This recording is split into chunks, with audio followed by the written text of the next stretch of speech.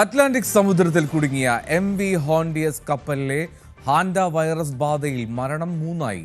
കപ്പലിൽ 2 ഇന്ത്യക്കാരുമുണ്ട് എന്നാണ് വിവരം. നിരവധി പേർക്ക് വൈറസ് ബാധ ഏറ്റിട്ടുണ്ട് എന്നാണ് വ്യക്തമാവുന്നത്. സിമി സാബു കൂടുതൽ വിവരങ്ങൾ നൽകും. സിമി, ആശങ്കപ്പെടുത്തുന്ന കാര്യമാണോ ഇത്? എന്താണ് ഈ മരണം? അത് 3ആയി എന്ന് പറയുമ്പോൾ സ്വാഭാവികമായിട്ടും പേടിക്കേണ്ട ചില കാര്യങ്ങളുണ്ടല്ലോ. എൽദോ, തീർച്ചയായും ആരോഗ്യരംഗത്ത് പുതിയ ആശങ്കയായി വളരുകയാണ് ഹാൻഡ വൈറസ് ബാധ. ഈ വൈറസ് ബാധിച്ച് 3 പേർ മരിച്ചു എന്നത് ആണ് ഏറ്റവും ആശങ്കയായി ഉയർന്നു വരുന്ന കാര്യം. അറ്റ്ലാന്റിക് സമുദ്രത്തിലൂടെ നീങ്ങിയ MV ഹോണ്ടിയസ് എന്ന ഡച്ച് കപ്പലിലെ വിനോദസഞ്ചാരികൾക്കാണ് ഈ രോഗബാധ ആദ്യം കണ്ടത്.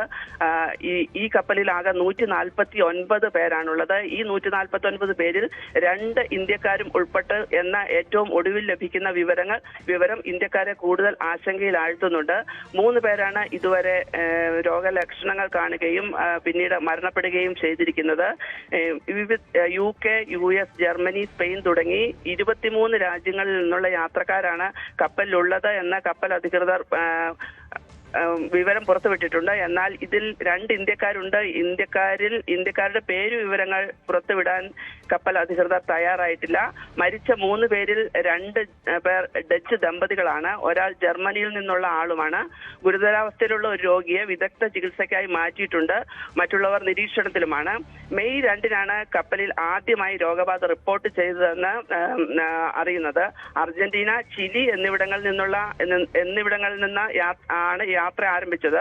അവിടെ വെച്ച് കപ്പലിൽ കയറുന്നതിന് മുമ്പ് തന്നെ യാത്രക്കാർക്ക് രോഗബാധ ഏറ്റിട്ടുണ്ടാകാം എന്നാണ് നിഗമനം.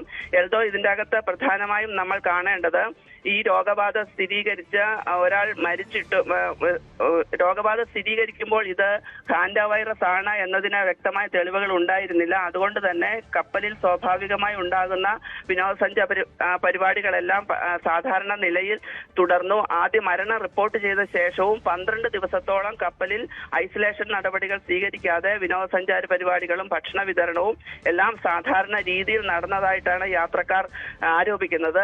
ആദ്യത്തേത് സ്വാഭാവിക മരണം എന്നായിരുന്നു അധികൃതർ യാത്രക്കാരോട് പറഞ്ഞിരുന്നത്. വിവിധ തുറമുഖങ്ങളിൽ കപ്പൽ ഇറങ്ങിയ ശേഷം വിവിധ തുറമുഖങ്ങളിൽ കപ്പൽ നിർത്തുമ്പോൾ അവിടെ പല യാത്രക്കാർ ഇറങ്ങിയിട്ടുണ്ട്. ആ യാത്രക്കാരെ കണ്ടെത്താനുള്ള ശ്രമങ്ങൾ ഇപ്പോൾ നടന്നു വരികയാണ്.